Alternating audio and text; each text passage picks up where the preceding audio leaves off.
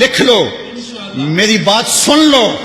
یہ حکمران سمجھتے ہیں کہ ہم نے غازی کو پھانسی لگا لیا، تم انتظار کرو عرش کا رب تمہارے ساتھ کرنے والا کیا ہے، تمہارے ساتھ اب سلوک کیا ہوگا۔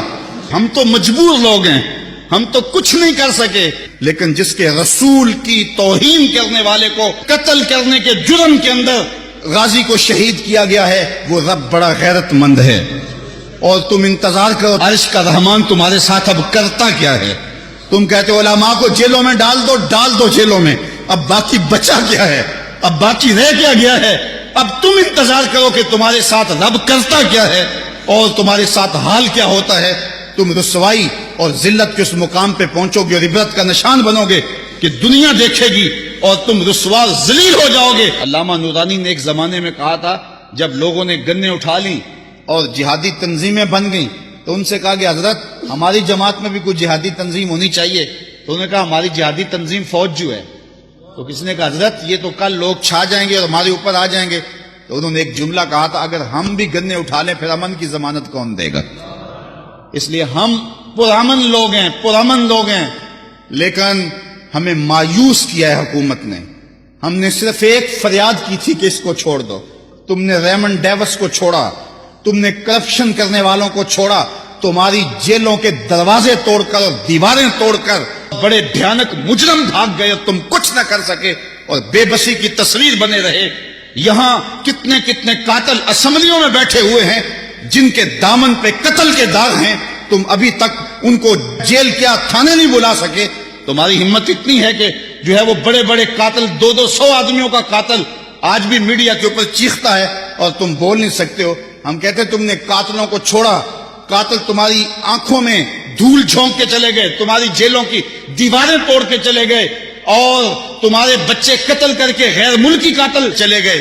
ہمارا ایک ہی غازی ہے، تم اس کی دیت لے لو، اسے چھوڑ دو، چونکہ اگر تم نے اس کو قتل کیا تو تم پاکستان کی تاریخ بدلو گے۔ پاکستان میں ایسا کبھی نہیں ہوا کہ آج کے رسول کو پھانسی دی جائے، اور پاکستان کی عظیمت کی تاریخ جو ہے سرخرو تاریخ ہے، پوری دنیا کے سامنے ہم سرخرو ہیں۔ میرے بہت سارے لوگ ملنے والے انڈیا میں ہیں اور پیر بھائی بھی ہیں، تو اس واقعہ کے بعد ان کے میسج آنے مجھے شروع ہوئے اور کچھ لوگوں نے وہاں کے اخبارات کے تراشے بھی مجھے بھیجے، تو میں ان سے شرمندہ ہو رہا تھا کہ یہ وطن تو محبت رسول کا وطن ہے، یہ تو کریا عشق رسول ہے، تو کیا اس وطن کے اندر ایسا ہو گیا جس کا کم از کم ہم نے نہیں سوچا تھا۔ ہم یہ کہتے تھے کہ یہ کبھی ہوگا بھی نہیں، کہ یہ بے غیرت تو یہ ہیں، ہمیں اس بات کا یقین ہے، اس میں کوئی شک نہیں ہے، لیکن یہ کبھی ہوگا نہیں کہ غازی کو پھانسی لگائیں۔